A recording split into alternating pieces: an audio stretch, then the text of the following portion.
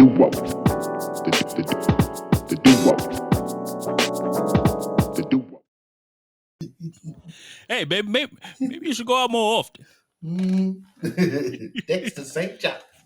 Next to St. Jack. Oh, my man. goodness. All right, let me put this controller down. I already hit record. We are recording episode 74 of the Duo Sports and Stuff podcast. My name is Deonte Epps, joined by my brother, my ace, my guy, Dane Beasley. Dane, how are you doing, my guy? Pretty good, man. Pretty good.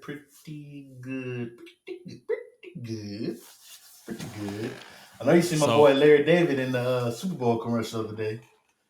Yes. You probably don't know Larry. Okay, never mind. You do know. Yes. Larry David. Curb Your Enthusiasm. Oh. So are you a man of culture, or you just are we faking? I've watched a few episodes. I haven't watched every single episode. Do I get credit for that? Oh, absolutely.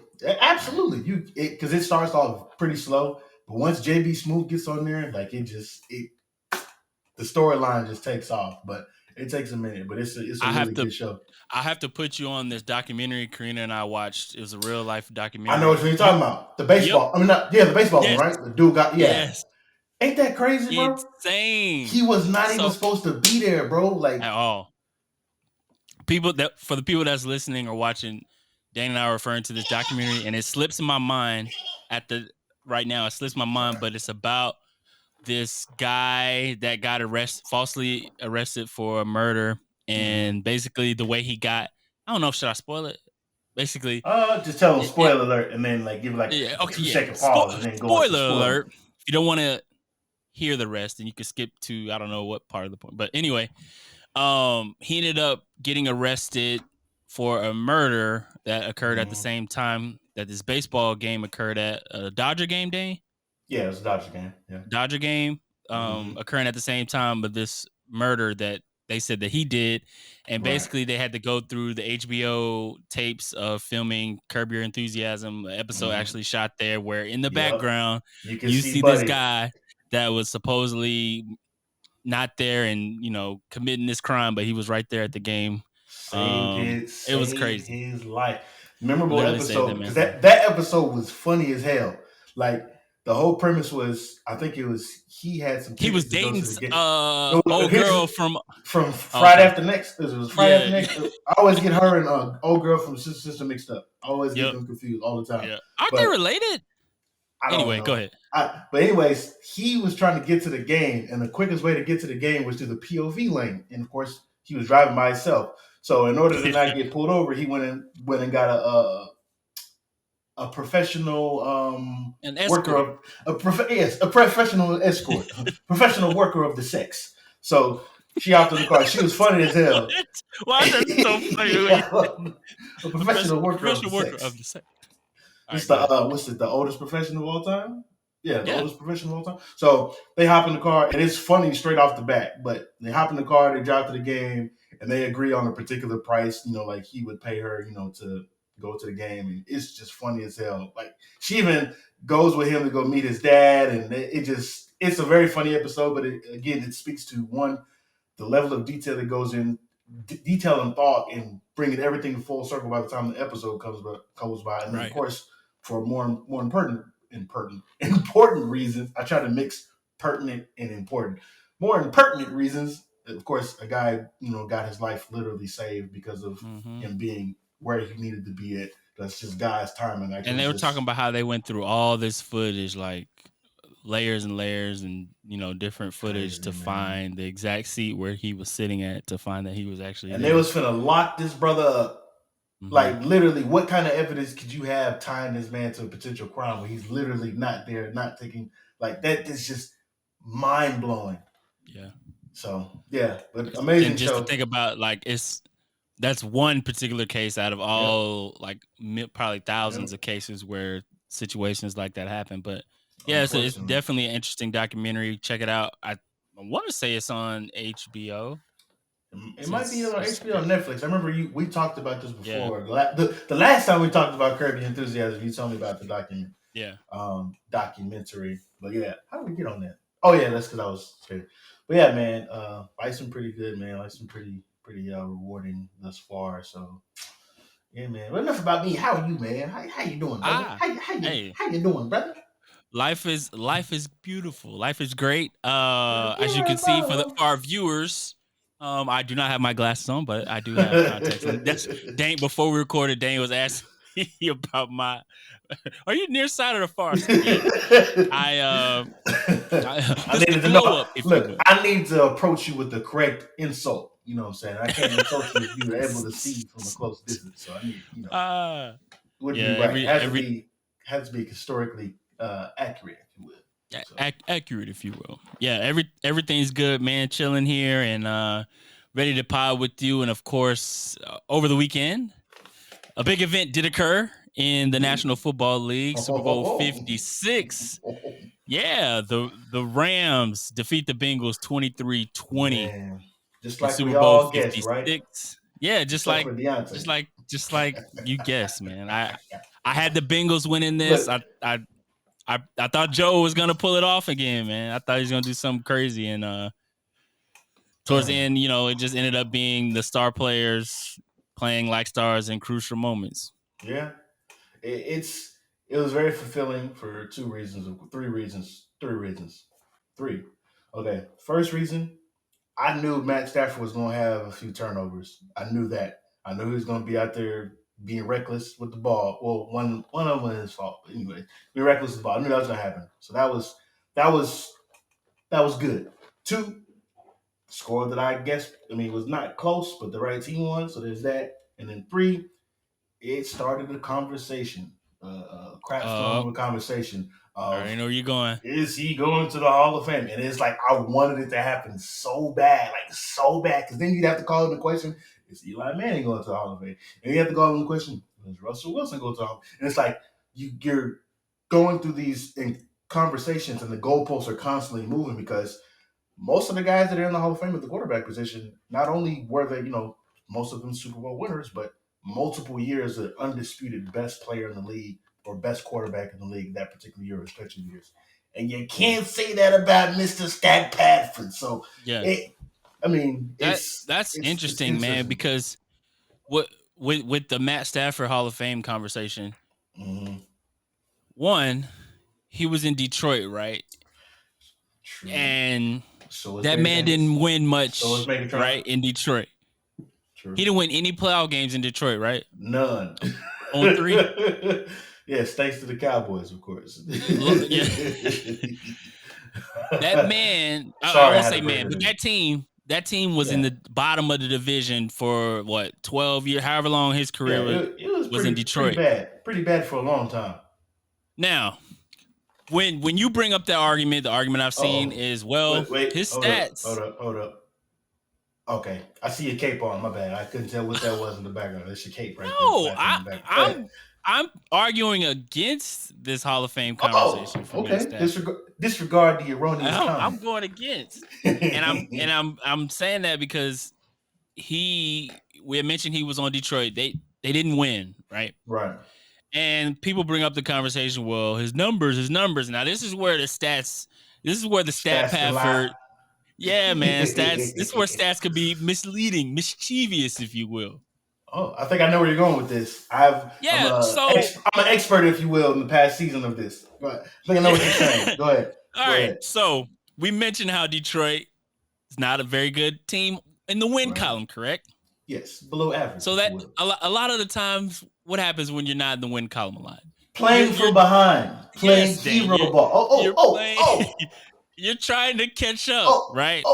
And if you're down by, say, 1 score, 2 scores, 3 scores, or if the game is completely out of touch and you're no chance of winning, you're probably passing the ball, right? Yeah. If you want to win, right? If you want to make the box score look better, yeah, right. And so, if you're passing the ball towards the end of the game, you're down 2, 3 scores. You think the defense is going? Most of the time, the defense is being told, "Okay, not black." Wow, you just made a racism. You just made a racism. No race. Lay back, prevent kind of defense. Of course, prevent kind of defense, right? And don't give up the big play. Let everything underneath. very soft coverage. That leads to the very stat inflation, if you will. Now, I'm not saying Matt Stafford is a bad quarterback, right? I'm not saying that. But he's very bad quarterback-ish. I'm not saying she's a crackhead, but she's a crack-ish. Crack-ish. But obviously he helped lead the team to the Super Bowl this year, but he's not a Hall of Fame quarterback, man. I think I saw a tweet or something saying like he hadn't been a part of any all-pro teams. Nope. No decade teams. No decade teams. He hadn't had a winning Pro Bowl. I don't put too much stock in Pro Bowls, but that gets me either, because we know how the Pro Bowl voting works. But All-Pro is sort of like the staple of what what we see as legit nowadays. Yeah. And Matt Stafford, he's never been an All-Pro, correct? Or has it been a one time? Nope. I don't think he's been in a Pro Bowl, I think, once, but he's never been an All-Pro. Right. Because Jared Goff has been in the Pro Bowl more than Matthew Stafford has, so it's like right. And you gotta attribute that to like the Hall of Fame quarterbacks that we know, like they won consistently. Yeah. Like not necessarily Super Bowls every year, but bro, they competing every year. They're in the playoffs every year towards the end of the season, trying to win a Super Bowl ring. So, Detroit was what it was for Matt Stafford, but now it's not over. No, like no. when we always bring up the Hall of Fame conversation, it's a lot of meat on the bone. Obviously, where we live at in this day and age, when they bring up the Hall of Fame conversation for a player, the player is still playing, right? Yeah. So if he were to retire right now, no, he's not. But there's a lot of left in his career, or so we think. Right. And if he strings together 2, 3, 4, 5 legit good seasons where he's playing at the top of his game, stats a little bit more. If he passed those stats, we both agree, Dane, he's not a Hall of Fame quarterback, but there is the opportunity for him to achieve that still. Right. Because think about it, man. You let him in, hypothetically. Okay. We'll get to the Super Bowl stuff, obviously, but if you let him in, think of all the quarterbacks you got to let in before him. Phillip Rivers, Matt Ryan, Eli, and there's Eli is definitely above him in terms of hardware. Right. But and I think Eli is on that. Right. We're gonna catch a lot of heat for this, but same situation. There has never been a particular season that you can point to like, you know what, the best quarterback that year, Eli Manning. Yeah. You can say what you want. Say what you want about Joe Flacco. Now, the 2 times the brother went to the playoffs, he went God mode. Like he went like legit Troy Aikman in the 90s God mode, like in the playoffs. Like so, say what you want about that. I think he's still gonna get in though, and that's that's the last name. It's the last name. He gonna get in. He gonna get up in there. Giants. He's gonna get in. But if you letting Stafford in right now, you letting Eli in, you letting Joe Flacco in. Ooh, I think Matt Ryan. Joe Flacco, think about it. He played with those Ravens teams. He made some, a couple of seasons where they went deep in the playoffs and they won. He won a ring, right? So you right there with Matt Stafford. Yeah, it's ugly. You making that ugly face. It's nasty. It's nasty, bro. You gotta shake your face like you constantly. Yeah.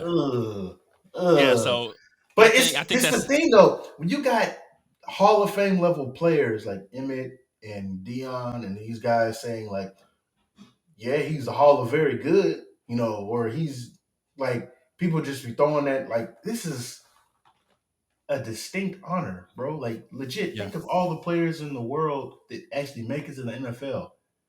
It's not meant for everybody to make it to the Hall of Fame. Otherwise, it loses its credibility. I'm right there with you, bro. I don't know. I'll put it in even better terms. If DeMarcus Ware can't get into the Hall of Fame on the first ballot, there's no place in hell for a Matthew Stafford to get in there. Period. Yeah. Like you talk about the standard, and we all know the reason why he didn't get into the Hall of Fame. We're not going to get into all those politics of him not being a flashy person or a diva, whatever. But they said that about DeMarcus Ware. Essentially, that's what a lot of guys are getting at. The reason why he, it happens to the guys who aren't, he's an animal on the field, and he's a gentle, essentially a gentle giant. He didn't have enough personality. Essentially, what he get dinged for. He'll probably get in next time, but at the same time, it's like if that guy who's been the standard of premier edge rusher in the NFL, who has been a good player, who has been an All-Pro, All-Decade type of player, if he can't get it on the first try, and of course, it's two different positions, but it's still something you still have to talk about. But Yep. I'm just a podcast. Right there with you. We start off with Hall of Fame talk. Now we'll get to the actual Super Bowl, Dane. And one of the conversations, we had everybody had coming into this game was a particular matchup, right? The Cincinnati Bengals offensive line against the Rams defensive line. I think it was no surprise to everyone how that aspect of the game was going to get played. I don't think they had a sack, though, until maybe the end of the second quarter. They were holding their own for a grip, and then it just... Joe Burrow was getting the ball out quick. Receivers were getting open. It just got out of hand. It looked like for a second that the Bengals had... they didn't really finish drives off with touchdowns per se, but Joe Burrow didn't really touch the ground until maybe the end of the second quarter, I think. It was touching my dog up, man. Yeah, second half, though the ears peeled back and the Rams D line just went crazy. He finished with 7 sacks. The Rams defense finished with 7 sacks, 2 from Aaron Donald, 2 from Von Miller. When the Bengals got in those situations where they had to throw the ball and essentially depending on the offensive line to give Joe Burrow some kind of time, man, was just looked like how we saw him throughout the playoffs, right? Except he wasn't making those escaping plays where he was running out of the pocket. His life. It sucks because, and we talked about this, Ja'Marr Chase, that was looking at it right now, that was the right pick, unfortunately. But when you look at that, the trenches, there isn't a single lineman from that draft that could have made everything better. That takes multiple free agent acquisitions, multiple draft picks that have to pan out, a good ass offensive line coach, complementary offensive scheme to get the ball out quick, so you don't have to worry about your guys sitting back there holding blocks for 5 and 6 seconds. It's tough because it can't be fixed in one offseason, but at the same time, there is hope. There is hope. Speaking of Ja'Marr Chase, boy was cooking. Yeah. Boy was cooking. Didn't look like a rookie. No, he did not. Essentially, he's not anymore because... The moment was not too big. The moment was not too big by any means. He didn't piss down his legs. Did you see... Man, I was intending to send you that picture. I think I still have it. And on the video version, I will actually put this screenshot up. But there is a picture of the last play of the game where Aaron Donald made that play and made Joe Burrow throw it away. If Joe Burrow had at least 2 seconds more of time, Ja'Marr Chase is beating Jalen Ramsey down the sideline. Jalen Ramsey is doing his slip and slide with no slip and slide. He's on the ground headed there, and man, and we can talk about woulda, coulda, shoulda all day, but the film does not lie at all. But and bringing us to this point, Dane. Mm-hmm. It seems like no matter the sport, whether it's basketball, whether it's football, it seems like there's always these calls that from the officiating that get brought up to this kind of level, right? Bruh. The ones that come to mind to me, the holding call, the defensive holding call on Wilson. 55? Yeah. Logan on Wilson, Cooper Kupp. Yeah, that was a makeup call. That was a bad call. That had to be a makeup call. You're talking about from the Higgins touchdown on Ramsey. Yeah, that was a makeup call. But that was as a linebacker, you can't play that any better. And then they showed the replays. Okay, maybe he grabbed their hand, he wrapped their hand, and I was like, no, he has just as much right up to that football as the receiver does. Yeah, first glance when they zoom in on it, and you can see him pull it. What's your second one? I think I know. I think I'm a guess. The second one was the Ramsey play, I'm trying to think. It was another false play start call. where everybody false started on the. It was on the drive leading to the touchdown, the go ahead touchdown, or the game winning touchdown. Yeah, it was False like start on the everybody Rams. everybody but the center. Okay, All I the missed linemen that. except for the center. Like it I was. did see on the 4th and 1, Aaron Donald lined up off sides. His Oh yeah, I helmet was seen that. offside. I You seen seen that. I that seen one? that too. I don't And know it's exactly just, how I to mean, touch. you could Little call. I stuff. mean, all day you could look and You can nitpick. call ticky tack stuff, but you let them play the first three Yeah, three throughout and the a half game. quarters, Yeah. and then the last drive you decided, like it. Yeah. That was the worst part of it because you didn't let them truly play on the Right. biggest stage ever. What does that say about the officiating if in the freaking biggest game, the most profitable game, the most ain't no such thing as a regular average Joe going to the game unless they getting, somebody's gifting them tickets like that particular game? How is it that we have officials that just cannot get it right? Like, Yeah.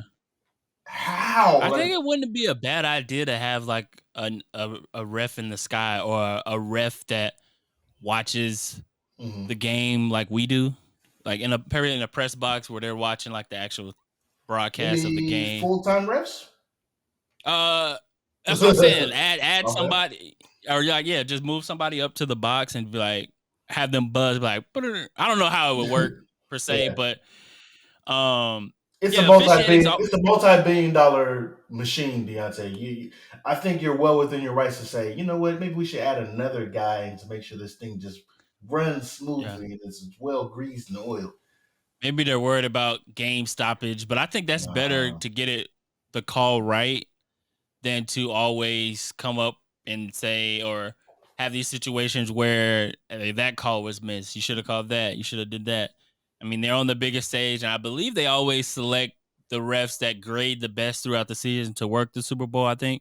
So maybe this is a testament to these are the best guys they had.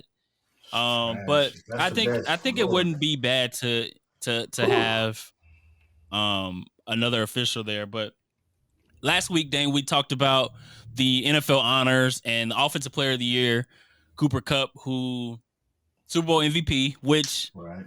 they're always most of the time they're going to favor the offense. But True. I might have gone with Aaron Donald. Before you continue, Okay. did you know what time they have to cast their votes by? No, I don't. Maybe They have to end have of their votes. third. They have to have their votes in by the 2-minute warning, which is For not the advanced for the NFL or for the Super Bowl okay. MVP, which isn't fair or advantageous. Why can't they just wait? Exactly. I didn't know that, Dane. Exactly. Yeah. I learned about that because I was like, in my head, I was like, MVP should have been Aaron Donald. And if I had to, I mean, obviously Cooper could have touched it, but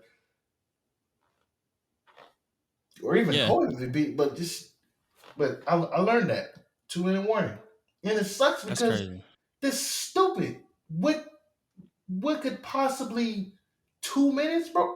I don't know. Again, this is the NFL we're talking about, where nothing makes sense sometimes, and this is one of those situations. But to your point, back to your point, best player in the NFL should have won Cooper at Kupp. least co-MVP. You kind of figured Cooper Kupp making plays down the stretch, or should I say Matt Stafford targeting Cooper Kupp because Odell Beckham went out early with the knee injury. So nobody else on the Rams offense was a threat, right? Nope. They already had Tyler Higbee out before the game started. Of course, Robert Woods hadn't been there all year almost. Robert Woods would have been healthy. That game would have been curtains by like the end of the season. Probably wouldn't even have Odell on this team if Robert Woods was healthy. That's true. But Odell goes down after getting the touchdown early, and he looked before that. He looked like he was ready to have a big game. Like he was in that conversation for early Super Bowl MVP.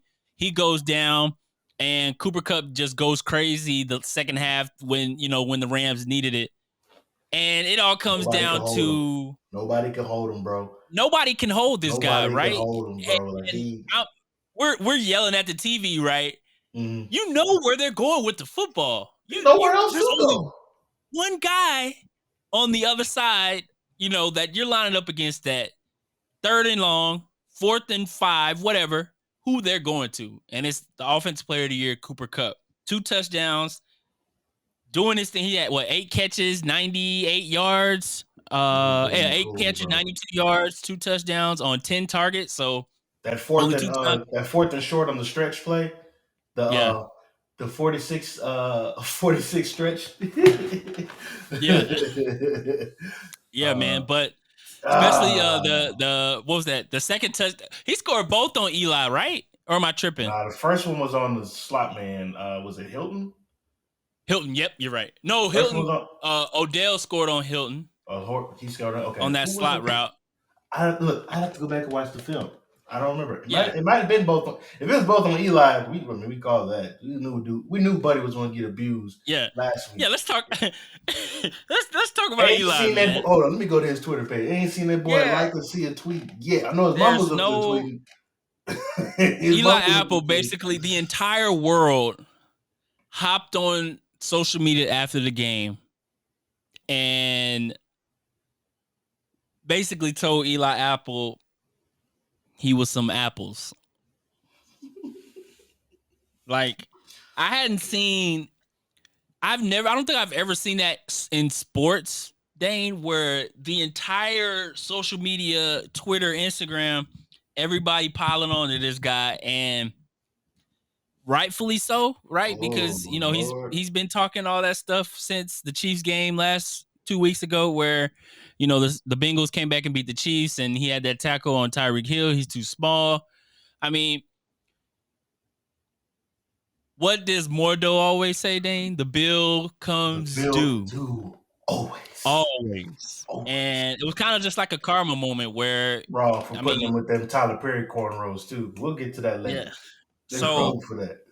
There's been no tweets from Eli Apple, right? Since there have not been any tweets, but if you head over to the like section, you get to see that he's been liking a few things and his people coming. He'll probably come back and respond. Yeah, he'll come back. I mean, it's all in good fun. Like, when you they were but I'm saying this man. But I'm saying when you go on the internet, right, and when you go on the internet and talk all this John, and if you don't back it up, you lose on the big stage. Exactly. Yeah. It's gonna come back to you 10 times, tenfold, right? So boy been ghost. What he's supposed to do? Like, yeah, y'all got me. Like, he can't. You can't really do anything about that. Can't really do nothing about that. But he liked one of Lamar's tweets. Lamar Jackson. Yeah. Lamar, the one where he's smoking the cigarette.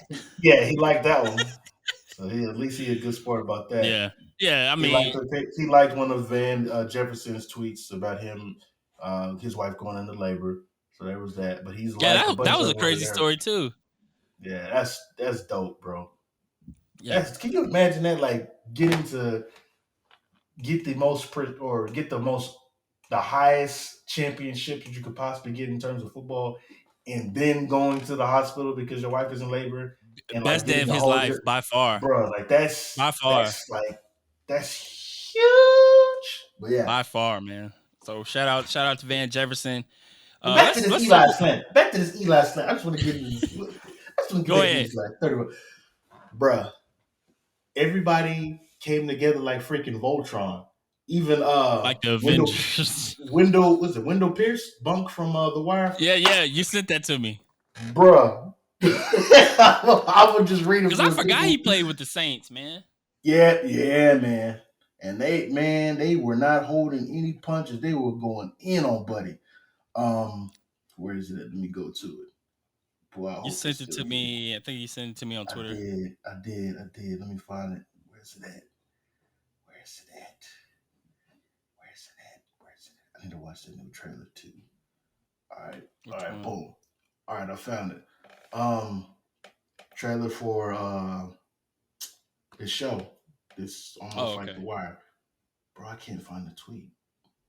Oh, I sent it to you in a text message. I'm tripping. Oh, I went on Twitter too. I'm trying to find it, man. I'm tripping. I'm having. You put.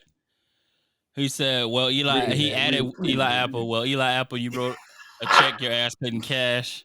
Got burned in the Super Bowl all night, and for the win, you wanted to hit a Saints fan. You can't pour piss out of a boot with the directions on the bottom. Back to New Jersey, enjoy the wonderful cuisine of Exit 5 on the Turnpike. Man, that's crazy, bro.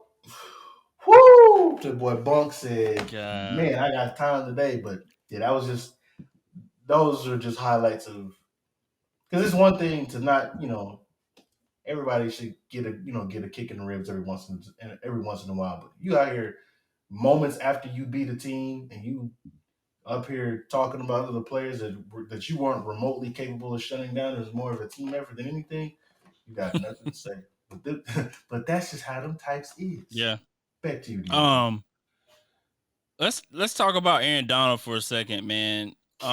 Best player in the NFL? Let's do it. Best player in NFL probably the last 3 or 4 years for him to finally get a ring. Did you hear about the conversation and stuff that he was possibly hinting towards before the game? They decided to win.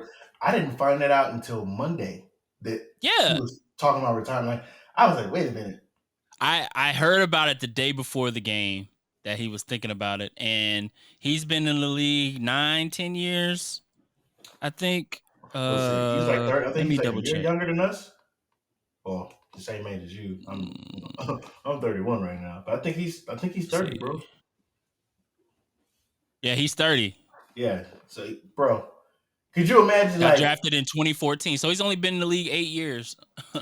But here's the thing: this retirement reminds me of when Patrick Willis walked away. That was like whoa, like you're like in the middle of your prime, like you're like he walked away right after that Super Bowl they lost, right? To the Ravens. I honestly can't remember the Harbaugh Bowl. Right? Was that the Harbaugh Bowl? Yeah. I think so. I think remember. He walked away after that. I could look that up. But he was legit the best linebacker in the league. Like, if not one, then possibly two. But yeah, he retired in 2015. It don't feel like that long, bro. Yeah, that was like right around that time. So yeah, bro. Obviously, we're not even gonna have the Hall of Fame conversation because we know that he signed, sealed, and delivered. Yeah. But for him to like, what more? I think I tweeted something that had like all his accomplishments. I retweeted and then I said because it had like 8-time All-Pro, 3-time Defensive Player of the Year, and then it capped it off. He's definitely gonna be All-Decade player. And I'm like, I retweeted it and said, I mean, nothing else to prove, right? Like I think that's where he's at right now. He has nothing left to prove, and I think it hurt him inside more when they lost to the Patriots a few years back, especially because that defense played outstanding. Right. They just weren't, they didn't have the firepower. Well, it's crazy. That offense was crazy all season and got to the Super Bowl and effed it up. That's Bill, bro. That's Bill. He's gonna put his number one corner on your second guy, and then he's gonna double team your number one receiver, and essentially your third guy has to show up or show out, or you gotta outsmart him. And it's not that many teams that are capable of doing that to old Bill. Yeah. So, but for Aaron Donald to I think it's always cool. Obviously, we think that Aaron Donald could play like he's still at the top of his game, could play probably 10 more years if he wanted to.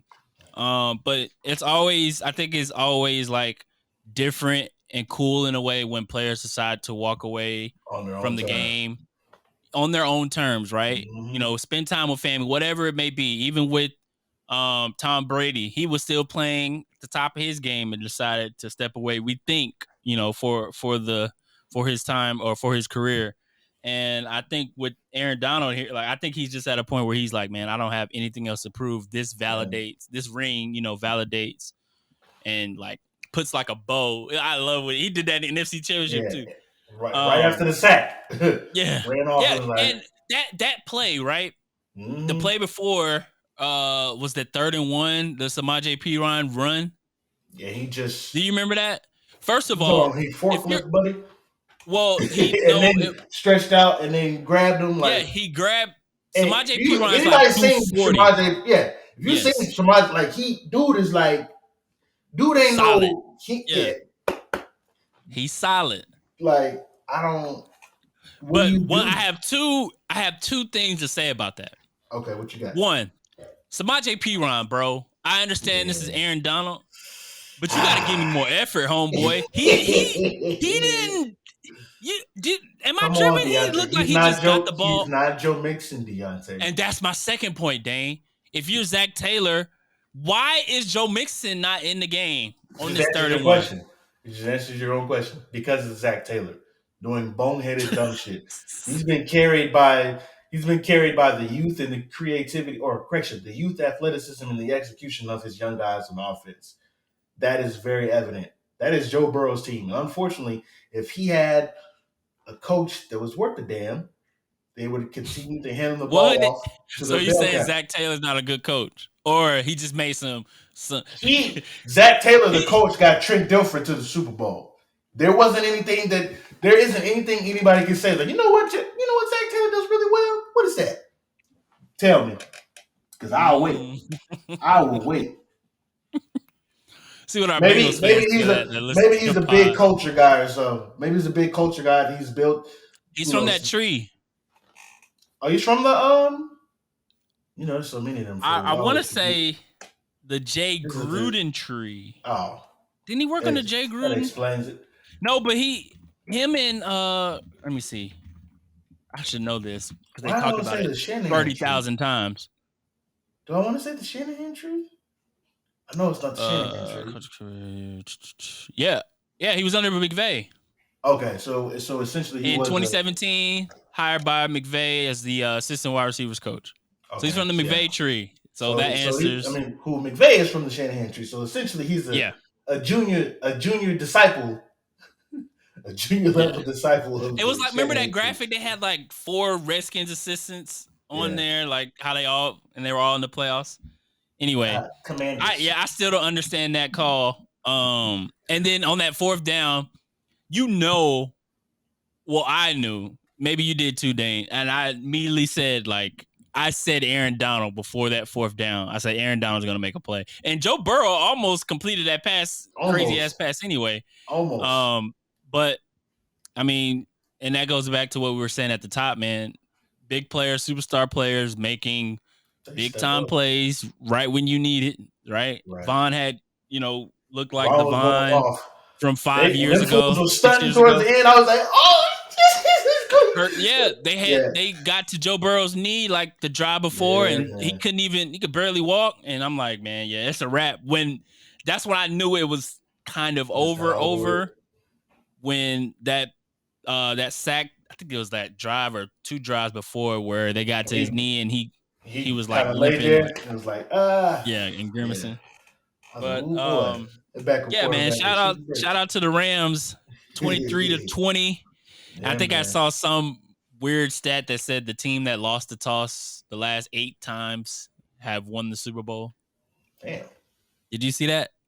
No, that's right. If you win the toss, you're not gonna win the last 7 or 8 years. I think Adam Schefter tweeted it, but of course, Adam. It was a close game, Dane. All the playoff games we had this year, from the divisional round up were 1 score, right? Or ending on the last play of the game. I can't think of a better playoffs, and we had talked about this before. Like that every game was like not legit. A snooze fest, it was going into the end. But we can't end the Super Bowl talk without talking about the halftime show, man.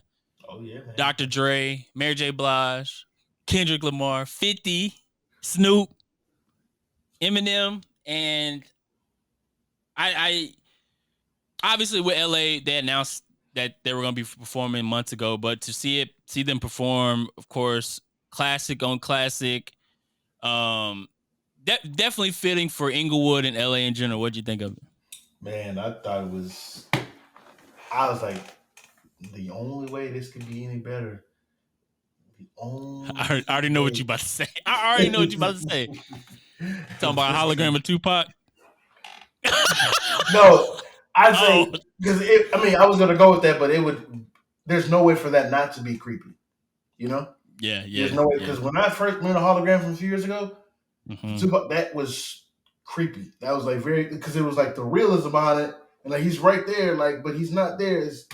That was creepy, but that the halftime show was all that. That. Shout out to everybody who understood.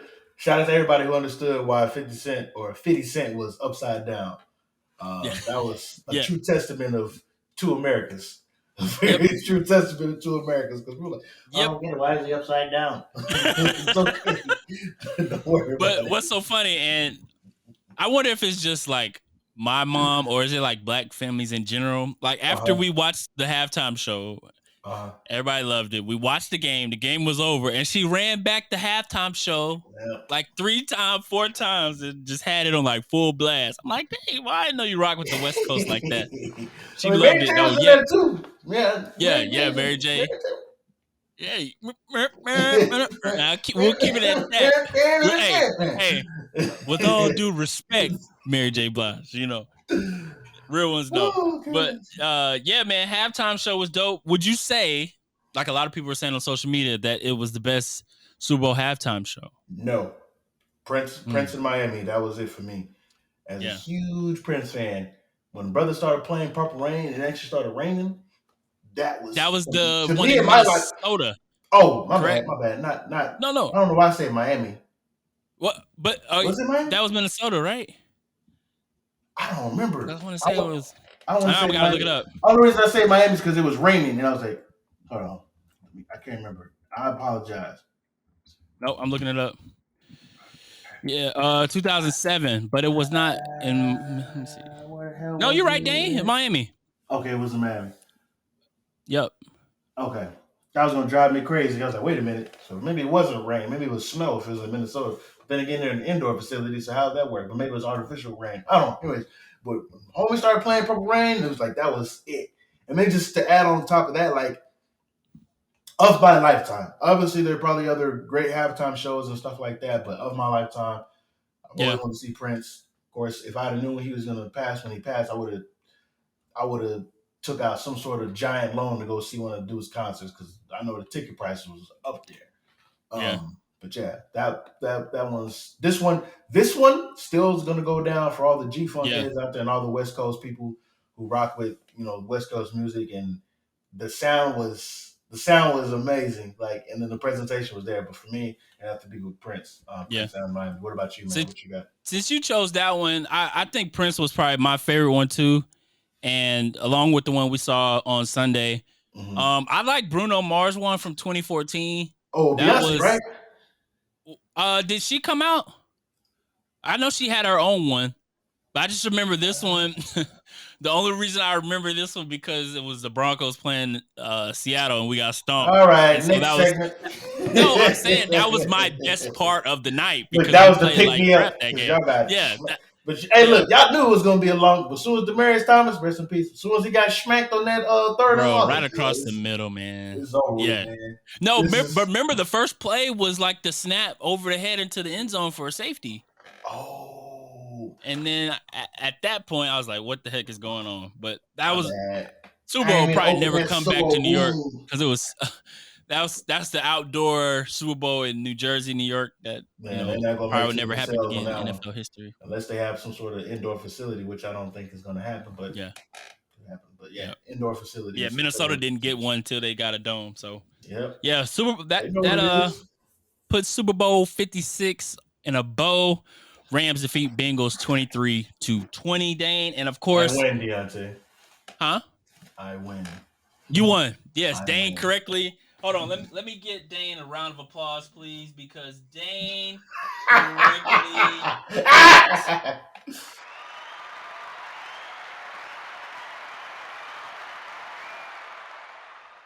Dane correctly. I am so freaking sorry to lose to the Rams. What? I'm so freaking sorry. God damn it! My mic was over there the whole time. I could hear you though. I know. I mean, it's right there, but still, I know this sound is gonna. Don't worry. I feel like such an idiot. I'm picking up. No, No, you're fine, bro. I can hear you. Dumbass. Okay. I can hear you. I'm gonna download my stuff. I get it. My bad. I'm like, wait a minute. Why is my mic over there? What's picking up my audio? I could hear you perfectly fine before. Idiot over here gloating about a damn game. His team wasn't even. So if you're listening and watching, you hear different, a little volume increase. That's not your device. It's Dane just moving his microphone a little Dane closer. being a dumbass. My bad. Dane just learning this. This is first. Look, this is first day on the job. He'll get it right. Oh, that's my guy. Dane, yeah. So Super Bowl's done, which means the very next day is off season. Right. Off season, right? So waivers have already began on the 14th. Yesterday, we got the franchise tag, which we both agree sucks. Yeah. February 22nd. Combine. Got to get can't wait. General Homeboy to break down the combine, guys. March 8th, tag offer deadline. Those franchise tags we talked about. March 14th, negotiations begin. Hearing a lot of rumors, Dane, about what do you want to happen, Deonte? What do you want to? Okay. What do you? One thing that you want or need to happen? I want a franchise quarterback. Where on earth would you get one of those? For the Broncos. Don't grow on trees. Trade or sign. I want Russell Wilson. I know that's not going to happen, but that's what I want. Yeah, I know. Well, I feel like I know what's going to happen. I feel like we're going to have Aaron Rodgers. Yeah. That's tough. So that's tough. That'll happen. But I don't know what else to say. You're not going to have Dak Prescott. No, it's not much of a franchise quarterback, but we wanted to draft Dak. I bet y'all did. I think he could fit in Denver previously, not anymore. We don't want him now. But March 16th, the league year begins. So isn't that when all like the trades can be official, all that jazz on March 16th? And then they can announce trades and stuff like that, but nothing can go through legit. Like Schefter, it won't go through officially through Schefter until that day. But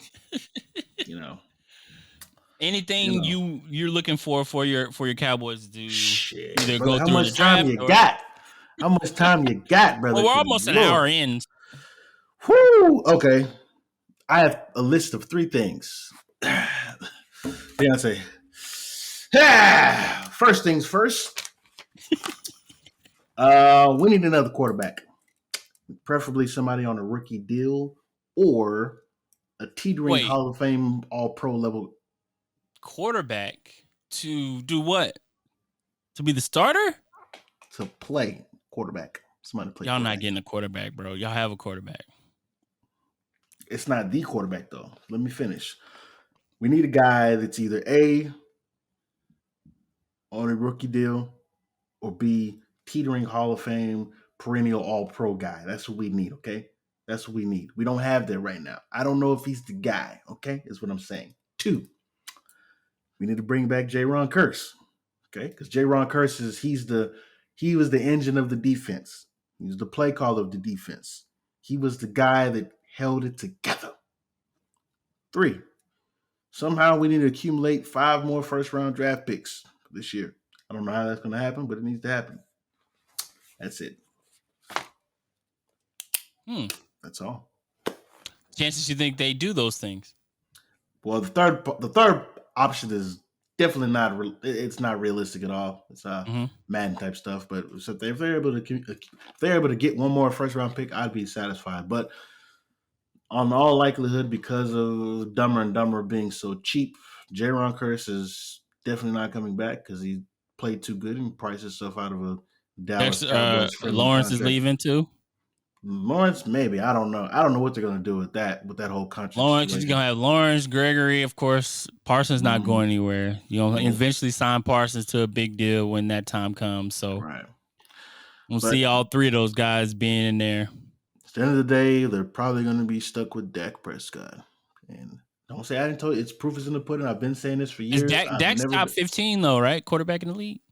I'd say, top 15, but that's not going to. You're too damn old, too damn big to not know how to read a damn defense. Because considering, I'm thinking about the league, that bottom half of the league that have trash quarterbacks. We're in that department. No, I'm not like one of you. I'm not like some of you delusional Cowboys fans that I think he's serviceable. Everything has to be perfect. Like everything has to be perfect in order for him to be effective. Everything on offense has to be perfect. This is how bad it is. Anytime that your offense has that wager with the freaking defense, the defense gets more turnovers and you guys have touchdowns, there is a effing problem. For you not to be aware that your defense is comfortable enough to come to you with such a wager, unless you know, like, hey, bro, y'all ain't shit, but this is what we got for you. If y'all can score at least 2-3 touchdowns to match our picks, y'all don't have to owe us anything. Like, the moment your defense comes to you like that, that's it. That no vote of confidence is gone. But listen, I'm not going to sit here and just beat my chest like I've already been doing, but I've been saying this for years. I don't know what the guy, like, I don't know what he is. I still have no idea what Dak Prescott is. But what I do know is I don't think it's capable. I don't think it's a possibility for us to go on a deep playoff run with him at quarterback. I can't see it. You can bring up all the analytical stats you want to. Oh, he's number one quarterback against the blitz. Okay, so we just talking about crunch time Dak, big game Dak that needs to be better. Yeah, that needs to be better because it hasn't been there. We got our asses kicked by the 49. I don't care what that score says. We got our asses kicked by the 49. We got our asses kicked by the Broncos. Broncos are horrible. Sorry, Deonte, no offense. I watched the game home too. The Broncos are horrible, but they kicked. Again, don't let that scoreboard fool you. We got our asses kicked that game. Like, we got our asses kicked versus the Cardinals. We got our asses kicked versus, okay, I'm going back to the 49ers. Like, without Bosa and without Fred Warner. So it's like, you can't win under those conditions. I don't know what to tell you. But anyways, we've already been talking about this for far too long. 3 minutes longer than I'd like to. But point blank, one more addition I'd like to have for the Broncos. I want Von Miller back. It ain't happening. Why not? The price of the brick is going up. That's what that is. Hometown discount. He wants to come back. We let him go, get a ring, come back. He's got 2 of them. We don't need to be with you bums anymore. If we get a quarterback, he can come back. Okay. He's coming back. Yes. Anyway, we as the offseason news pours in, we will continue to dive and delve in it and break it down, all those things, bring General Homeboy back. A few episodes to talk about the prospects coming up in this year's draft, combine, pro days, all that good stuff. So stay tuned for that. But now, Dane, it is time for... What's that sound?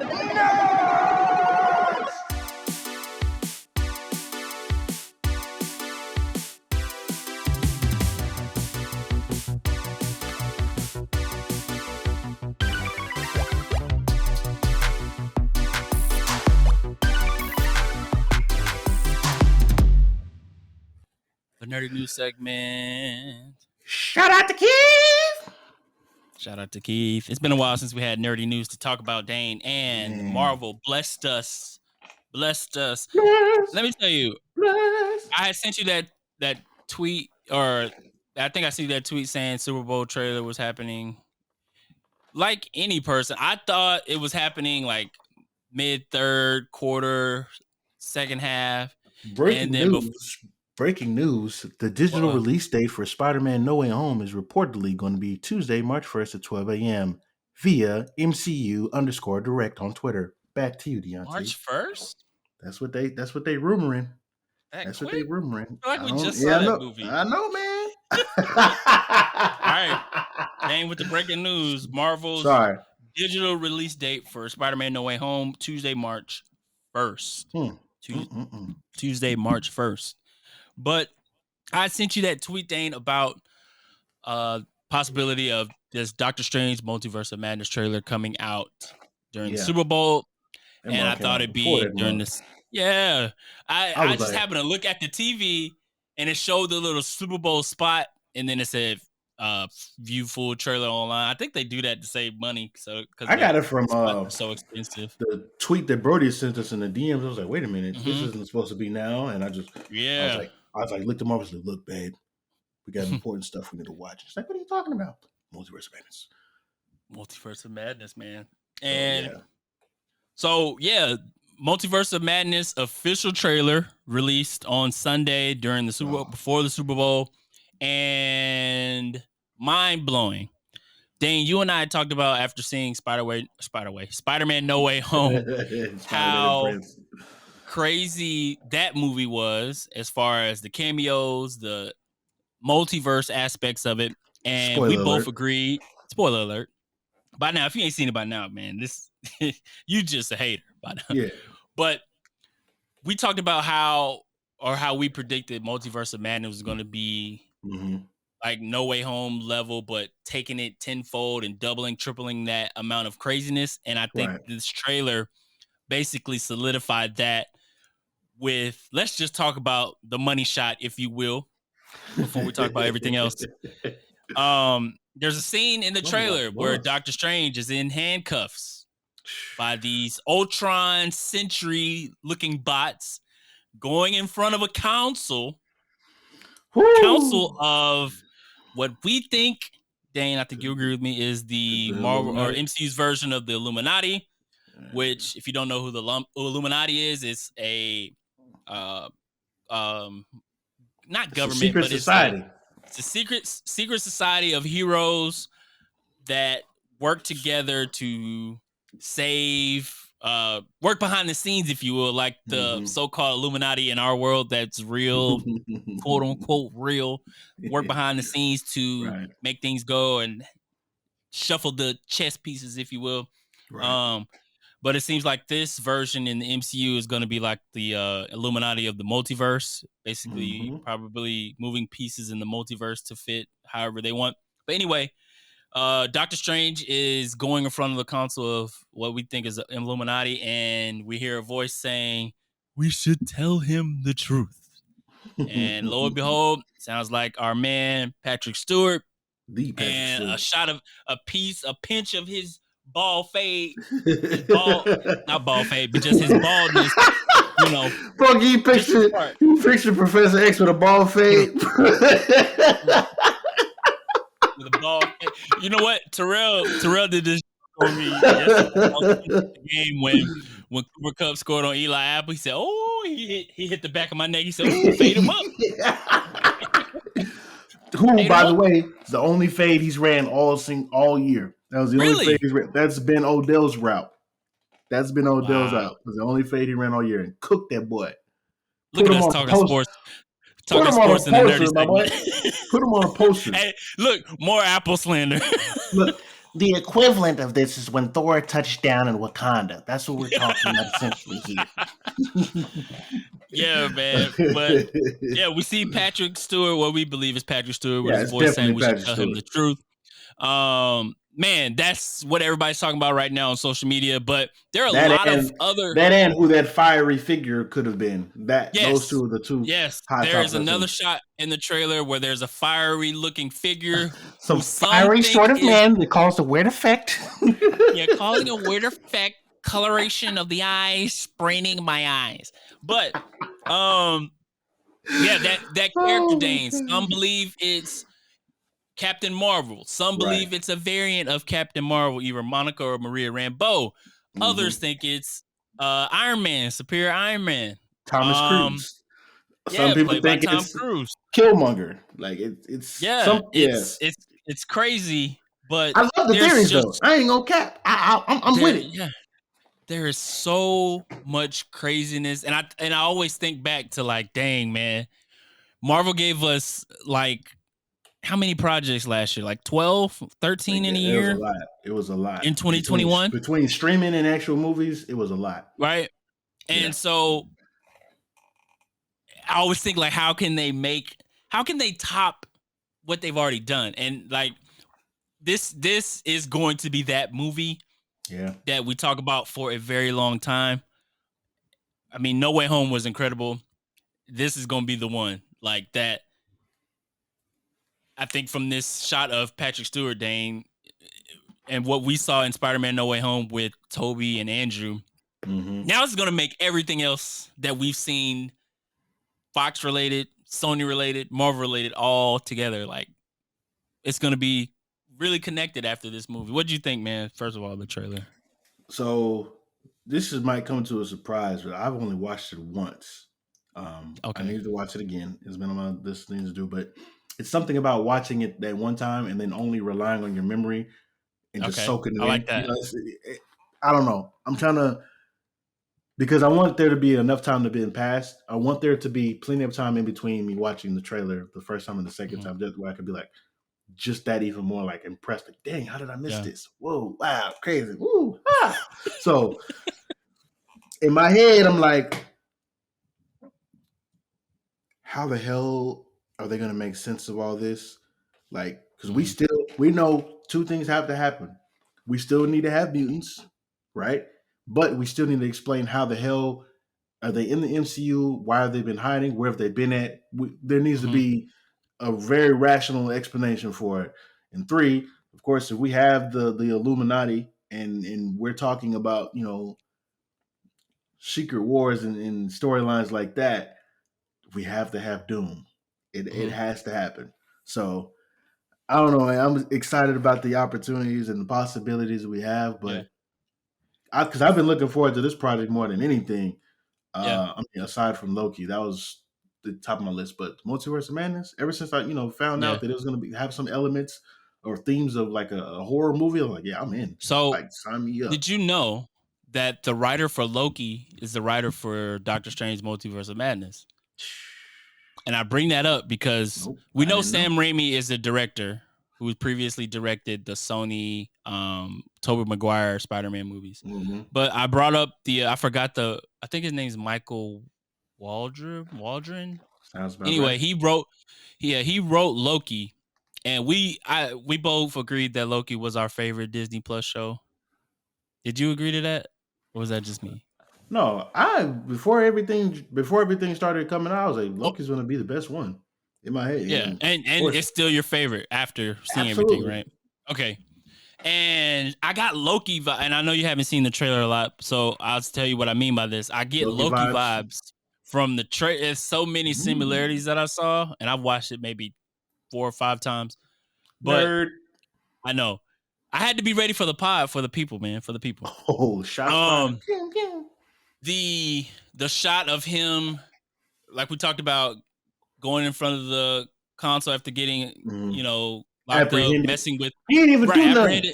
Messing with the time or messing with the multiverse and stuff. We seen in Loki, right? After Loki events of Endgame using the Tesseract to transport. Right.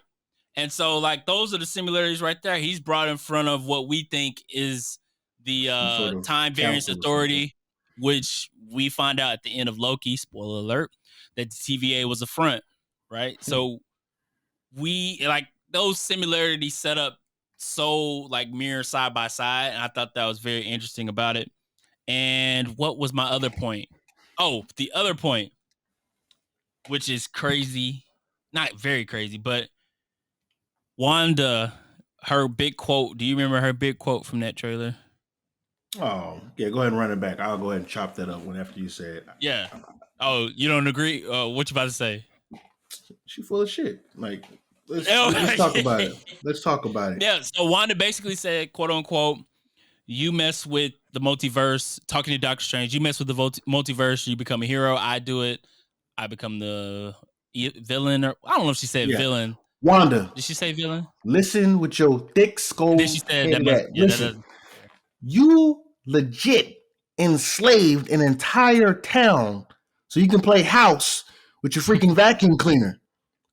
Like, that's essentially what, like, let's call it what it is. Our boy Vision is nothing but a freaking vacuum cleaner with an Alexa upgrade to it. Like, you enslaved an entire small town. People that couldn't go home to their families, to their kids. You had them doing everything you wanted them to do through pain and agony.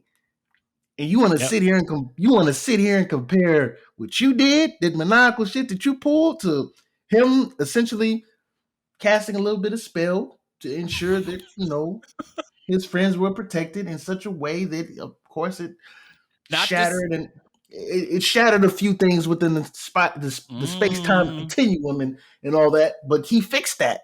You want to compare that to this? Let's not get into the ethics, you're right. I think you're right to an extent, Dane. But I think you're right. Don't get me wrong. They both wrong. Don't get me wrong. They're both wrong.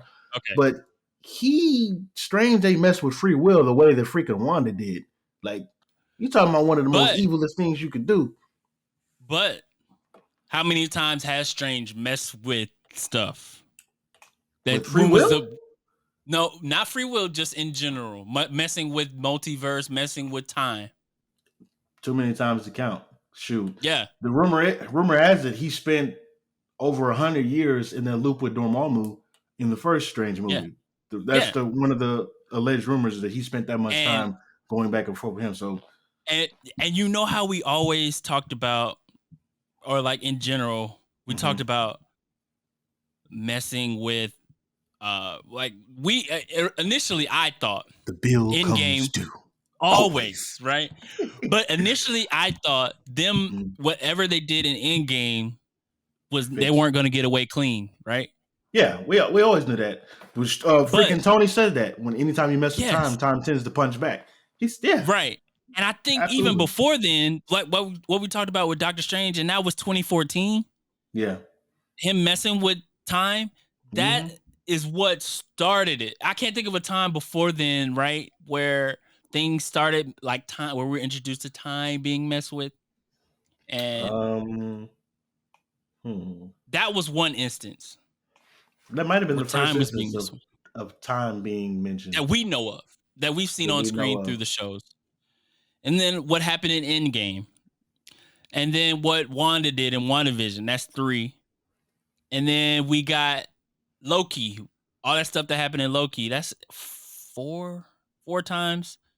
And then Spider-Man No Way Home. That's 5 that I'm saying like off the top of my head. So that's 5 things, maybe even more times that we've seen on camera. That time, multiverse, all that is being tinkered with. So what you trying to say, Deonte? What you trying to say about my dog? I'm not saying it's Doctor Strange's fault, but he's had Watch your words here, young man. He's have a heavy hand in this. He did it in Infinity War 2. That's 6 when he went back in time. Well, he didn't mess with anything though, did he? He just watched it. Okay, so I won't count Infinity War. And he did that to save the entire universe, or correction, to save all the universes. Right. He didn't mess with anything that we know of. Right. Correct. So I won't count. He just watched the tape. Look, he just watched 14 million different outcomes of ass whoopings. Right.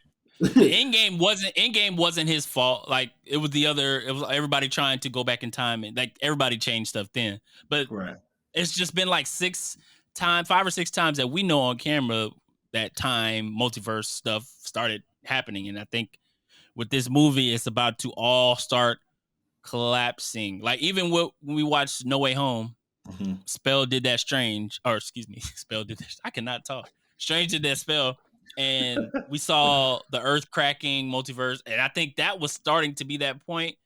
But I think that was the buildup of everything that we've seen so far. That's just my thing. So, man, that trailer was insane. If you haven't seen it, please go watch it. Watch it again and again. And it's crazy to think about, Dame. This movie was supposed to be dropping next month before it got pushed back to May with all the other stuff apparently they're trying to add. So May 6th, which is my birthday weekend, is going down. Boy, your boy might have to make a trip down there to watch the movie. We might have, bro. We might have to do that. Might have to, my boy. Might have to, my boy.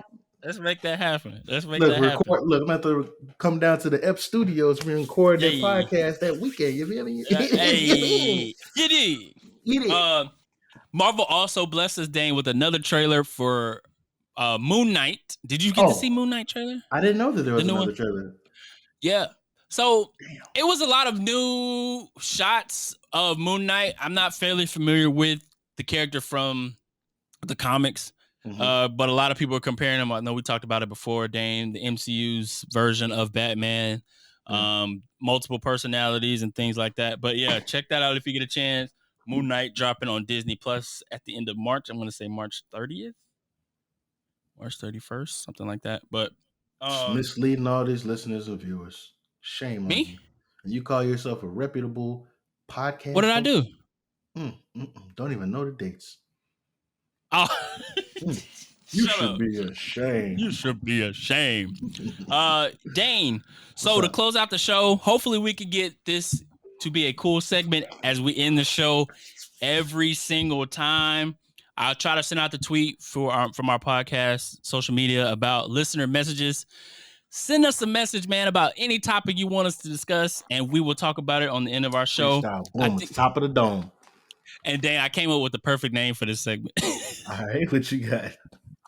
What y'all want? What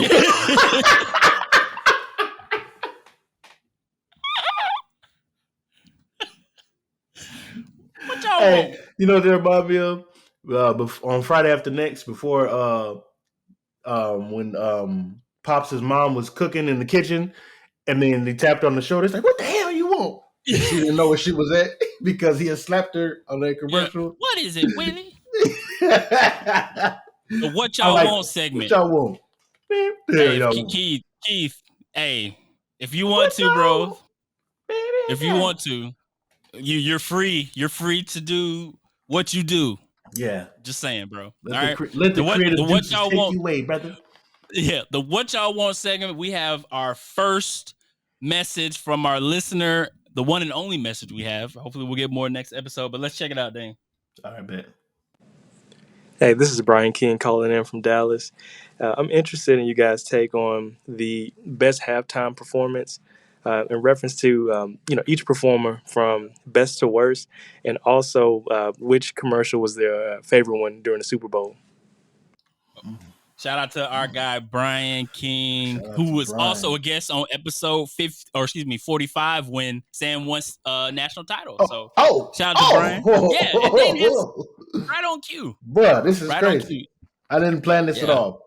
If it wasn't, it wasn't supposed to be this cold in the apartment as it is right now. But the baby's sleeping; he needs to sleep cold. He likes to sleep cold. So I put on this. Me too. Wow, crazy. Yeah, shout out to Brian being the first listener for the What Y'all Want segment. What y'all want? I think did we kind of answer that first part, the Super Bowl, our best? I think we kind of answered the halftime. The worst, I guess we'll say the worst because he said the worst ones too. Ooh. I think that one's easy for me. Who you saying? I'll let you go first. I'm gonna go with The Weeknd. Wasn't that 2 years ago? Man, my man's my man. That got meme for like 2 years or 2 months. That the one where him like going through. It just didn't seem like he was. I won't say he wasn't prepared, but it was an awkward performance for me. That's the one I can think of off the top of my head. That was the worst. Okay. The worst after watching the Janet Jackson documentary, I'm going with the Justin Timberlake one because what happened with her afterwards. I don't know if you've seen that Janet Jackson documentary. I didn't see that documentary, but obviously we lived through it, so we know how it was super unfair the way that they treated her versus the way that they treated him. Yeah, like, that's just yeah, man. But I'm gonna roll with those two. I don't know, man. I mean, there's a lot to choose from. Yeah. Worst Super Bowl halftime. Let's see. I know it was The Who that one year. Do you remember The Who? Oh yeah. They sing 2010. I only know that from freaking CSI Miami. That's what I don't know. I remember I liked Maroon 5 back a few years ago. That was cool.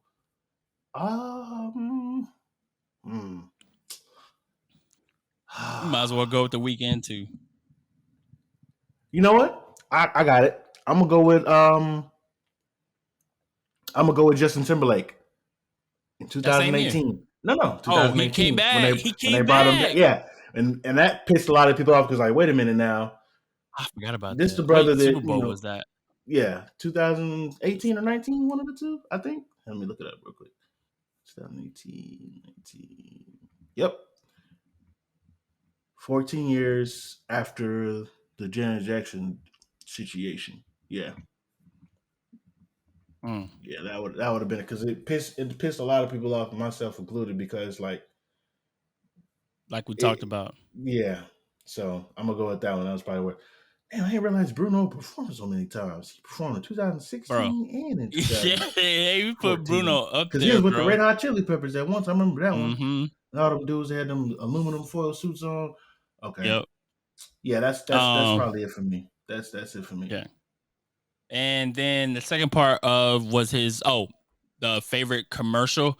Now for this year's Super Bowl, I honestly did not pay attention to the commercials. Dane, did you? I watched the commercials only now, because I was trying to look for trailers.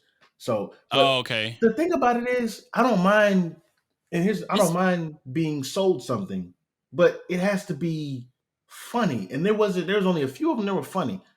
So I think the only choice that I could go with, oh no, because my boo was in one of the commercials. I seen Serena in one of those. One of those. I was like, man, I was like, what they in the bowling alley? I don't even see. Yeah, it was Peyton Manning. It was the Peyton Manning one.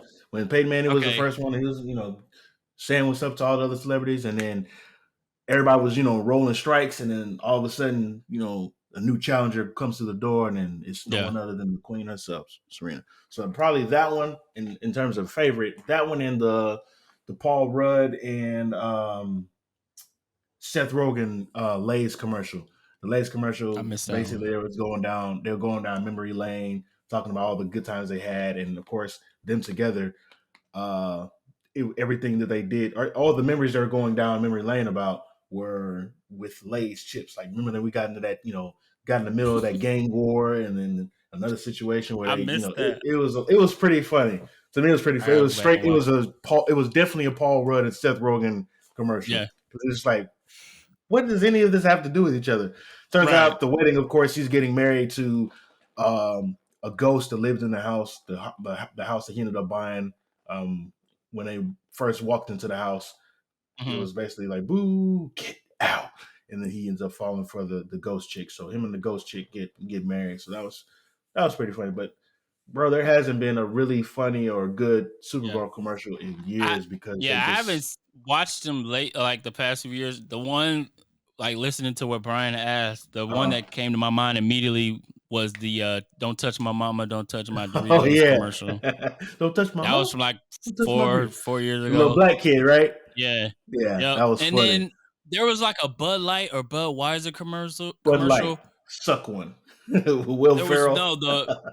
Not that one. It was more. It wasn't even funny. It was just like, not sad. It was just like happy with the dog and the horse. Oh, the horse. They grew up together. What's the horse called? God dang it! You know what I'm talking about? I know what the name of the horse is. It's on my tongue because the horses are freaking huge. The horse is freaking. It's but they were. But they grew up together. They grew up together. Yeah. That was a cute one. That was. But that's the ones I can think of off the top of my head. Shout out to Brian, the listener of the show, our first listener caller in for the What Y'all Want segment. Appreciate you, bro, for tuning in, checking in, and letting us hear your voice, man. Letting us hear your voice. The Clydesdale. That's what it was. It was going to kill me. The Clydesdale horse. A beautiful horse. I don't know anything about horses, but that horse was huge. Yeah, shout out to Brian one time. Man.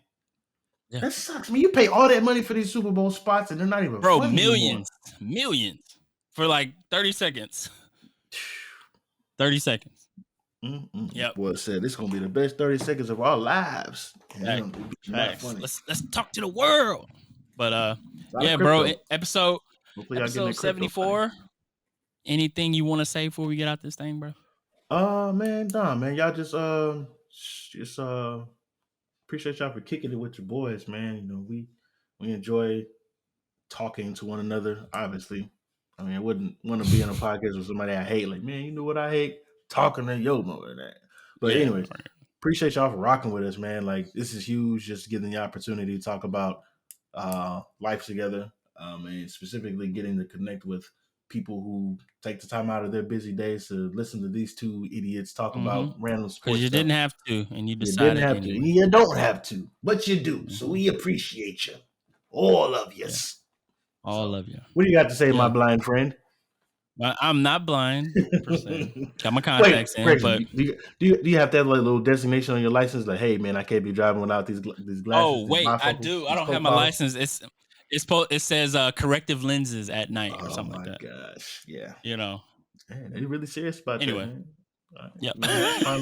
find them glasses. Hey, do you remember that time in 6th grade we was lining up to go back inside the school, and I forgot her name. She was a science teacher, and she thought you had on like shades, but they were because your glasses they turn into like little tinted windows when you're outside. No, well, She was jamming you up because of that, man. She's like, you can't wear those shades. That happened a lot. It happened with do you remember Miss Schoenfeld, our third grade teacher? Yeah, I remember. Her husband, Mr. Schoenfeld, was a sub, right? and he would come in, and he did that. He's like, let me. He took him off. Like, bro, I guess these are prescriptions. Miss Untalon. Yeah. Untalon? Is that her name? Untalon.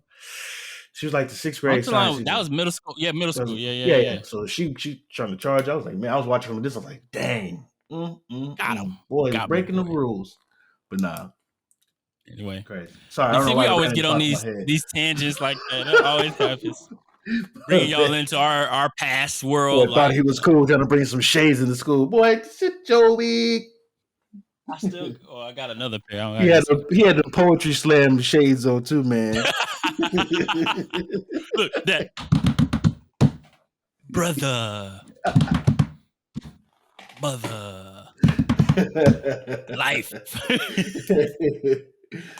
Oh man, but yeah, bro, you said it. You said it best, man. Enjoy coming in here every week to rap with you about the things we love, sports stuff, Marvel, all that good jazz. And of course, the listeners and viewers, appreciate you guys for tuning in, whether it's on Apple, on YouTube, on Spotify. Yeah, if you're watching on Spotify now, you'll see us on the video portion. So another way you can access us. So just trying to expand and do cool things over here at the Duo. And we'll continue to do our What Y'all Want segment. And in the link for this episode, I'm gonna put the link for y'all to add messages, man. That was fun. Keep loading up on the messages. What you need? No, I got it. All I think about is that bit from Eddie Murphy. Yeah. Oh, no, come on. Baby. Okay, y'all need to go watch, and if you haven't, all Eddie Murphy shit. That one's from Raw, right? I mean, what you mean to me? You know how to spell it. All right, we getting out of here. Dane, Deonte, the Duo, episode 74. We out. The Duo. The Duo. The Duo. The Duo.